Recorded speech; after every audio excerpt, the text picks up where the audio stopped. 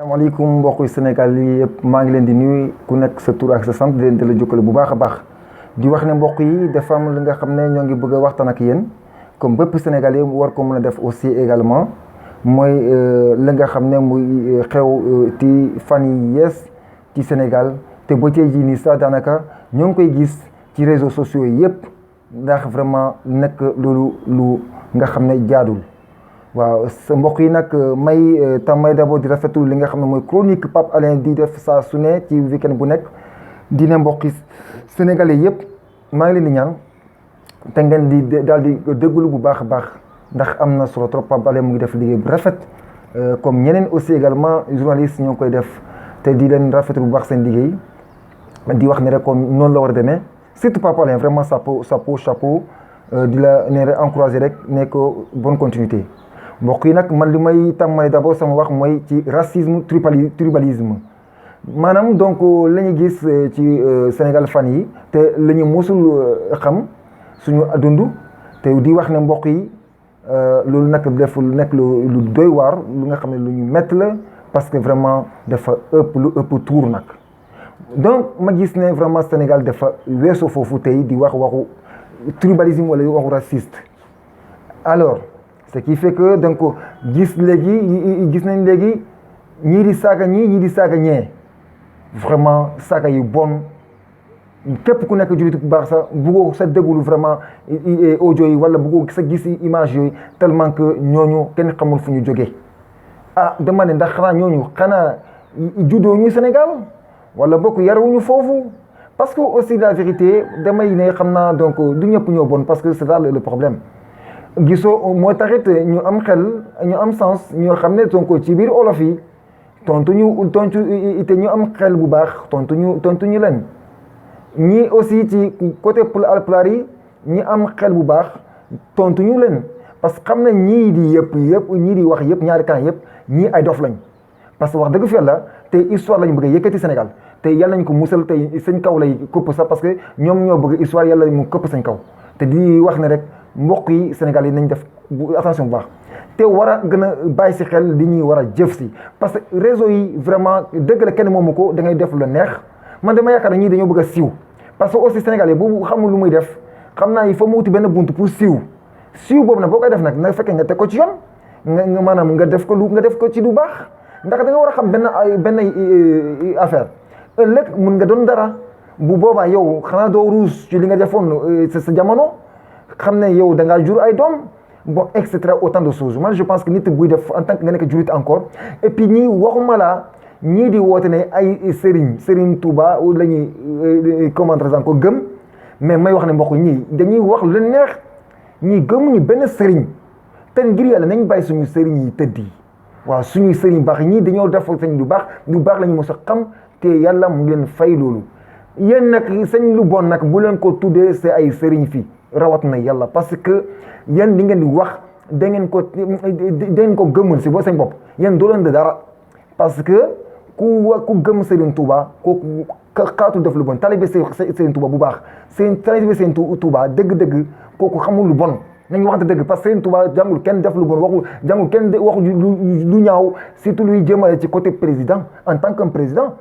ngay toog di ko xas di ko saaga kooku vraiment dañ koy ñaawloo encore une fois kooku defoon doon loo xam ne vraiment lu weesu impolitesse lu weesu vraiment yar la donc loolu moo leen manqué te yàlla may nañu sens également ñu bëri daanaka xam nañ ne donc ñii daal dañuy réew rek nañ ma baal ci kaddu yi parce que xam naa ne dinañ ma tontu bu ñu ma déggatee mais quant à man je dis que vraiment sénégalais yi lay waxal ñu baax sénégalais yi am xel nañ déglu bu baax te xam li ñu war a jëf ji li ñu war a wax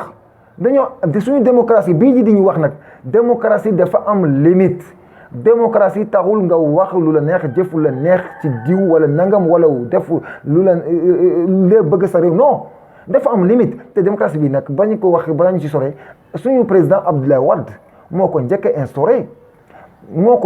instauré ci Sénégal man nag moom la àndal ba tey jii nii ndax opposant la man leen présenté sama bopp man maa tudd Ibrahima Gassama nekk fii ci Yaoundé Cameroun di leen wax nag man dama musa nekk PDS 100% moom la àndal ba tey jii nii donc ba ñuy wax tey tuddee ay mouvement ay Karim parce que xam nañ tey donc xëy na paa bi moom kay mootul nekk président waaye nag doomam lañ àndal ñu koy fal ba tey jii nii ñun daanaka foofu lañ yëngatu mouvement yi yëpp di am àdduna ñoo ngi jox ko bu baax a baax macha allah parce que suñu panel di déggante bu baax mais may bugg a lancer message sama yeneen compatriotes sama yeneen vraiment camarades yëpp daal di bàyyi ci xel bu baax la ñu war a doxalee seen campagne la ñuy wax a doxalee seen politique te politique taxul nga nekk fenkat politique taxul nga nekk jëf bu bon politique taxul nga wax lu la neex politique dafa am fu mu tegu bu ñu déggate politique sax ñu bëri daanaka xam lii politique parce que je pense que le mot est important à souligner parce que politique mooy ki nga xam ne ki muy teg ay pexe boo xam ne lu koy jëmmale ci kanam lu koy jëmmale ci ndam muy gën a am lu mu bëgg ci àddunam te dundam te politique ñoo ngi koy def ci fu nekk parce que même sa propre liggéeykaay yaa ngi di politique waaw politique mooy donc uti pexe ba nga xam ne ba may réussir ba ma am kër ba ma am nangam ba ma am lii oto bu rafet et cetera kooku yëpp ay politique la parce que ay pexe la il faut nga liggéey il faut nga uti ay pexe nga def ay stratégie plan stratégie boo xam ne yaa ngi def en mise en place boo yàlla def may la li nga bëgg kon loolu mooy politique mais nit ñi dañoo jàpp ne politique mooy maanaam donc yëf si saf salte la wala ku nekk politique rek donc day def lu ko neex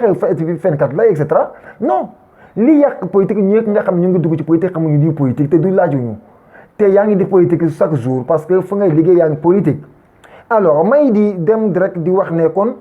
loolu nag mooy démocratie bu ma bëgg a wax ci donc liberté d'expression dañ ci war a def attention dañu am limite li ñuy waxuñu nag amoo droit critiquer li nga xam ne projet de loi président sa gouvernement sa réew ñu ngi koy def te neexu la nga critiquer ko oui te critique bu rafet nga war a def ne rek man ànduma ci parce que lii et puis boo nee ànduma ci il faut nga teg sa raison waaw wala bokk donc ànd nga ci et puis nga noppi wala nga féliciter parce que aussi tam nañu wax dëgg man en tant que opposant nekk fii tey ci parti démocratique nekk aussi adjoint coordonnateur fii ci Yaoundé maa ngi wax ne donc am du lépp li nga xam ne gouvernement def na ko te ñaaw na exemple am na projet yoo xam ne Abdoulaye Wade commencé woon na mais continuer na ko oui le projet Ila Touba def na ko jeex na projet Diamniadio jeex na et cetera dem na créé na ay yeneen projet xëy na yeneen projet sénégalais ànduñu ci parce que lu ñu ci dépensé ay xaalis et cetera man mii bu ci laa bokk mais président mu ngi liggéey quand même li ñuy wax dëgg am na yoo xam ne mu ngi koy def mais nag ñun xëy na ànduñu ko parce que tout simplement la ñu bëgg defu ko ndax benn man ma wax sama exemple ndax déjà dafa tëju Sénégal amatul bàyyi refond bu dugg foofu moom France la àndal te France nag ay les voleurs des ressources donc de l'Afrique ñoom ci suñu kaw leen dund te moo ànd ak France ñoom ñëpp daal di nekk sàcckat nag parce que di yóbbu suñu lépp suñu